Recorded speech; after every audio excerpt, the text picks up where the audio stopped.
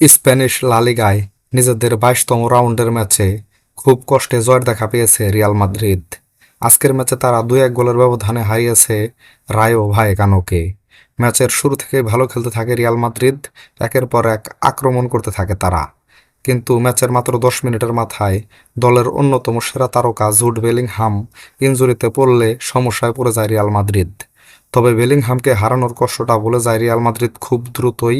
ম্যাচের মাত্র ১৫ মিনিটের মাথায় বদলি হিসাবে নামা ব্রাহিম দিয়াজের অ্যাসিস্ট থেকে অসাধারণ একটি গোল করে রিয়াল মাদ্রিদকে ১-০ গোলে এগিয়ে দেন ভিনিসিয়াস জুনিয়র।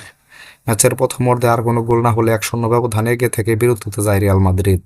বিরতির পর ম্যাচের ৪৯ মিনিটের মাথায় জর্জ ডে ফুসোটের গোলে ১-১ সমতায় ফেরে রায়ো ভায়েকানো। ম্যাচের গোল খেয়ে গোল করার জন্য মরিয়া হয়ে ওঠে রিয়াল মাদ্রিদের খেলোয়াড়েরা।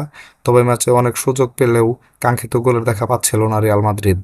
অবশেষে ম্যাচ শেষ হওয়ার আগে অতিরিক্ত সময়ে পেনাল্টি পায় রিয়াল মাদ্রিদ। সেখান থেকে গোল করে রিয়াল মাদ্রিদের ২-১ গোলের জয় নিশ্চিত করেন কিলিয়ান এমবাপ্পে। এই ম্যাচে জয় পাওয়ায় ২২ ম্যাচে ৫৪ পয়েন্ট নিয়ে লা লিগার পয়েন্ট টেবিলের ২ নম্বর অবস্থান করছে রিয়াল মাদ্রিদ। নিজেদের পরবর্তী ম্যাচে আগামী ৯ ফেব্রুয়ারি রাত ২টায় ভ্যালেন্সিয়ার বিপক্ষে মাঠে নামবে রিয়াল মাদ্রিদ। তো বন্ধুরা, ভিডিওটা ভালো লাগলে একটা লাইক দিন। সাথে ক্রিকেট ও ফুটবলের নতুন নতুন আপডেট পেতে এখন আমার চ্যানেলটাকে সাবস্ক্রাইব করে দিন। সকলকেই ধন্যবাদ।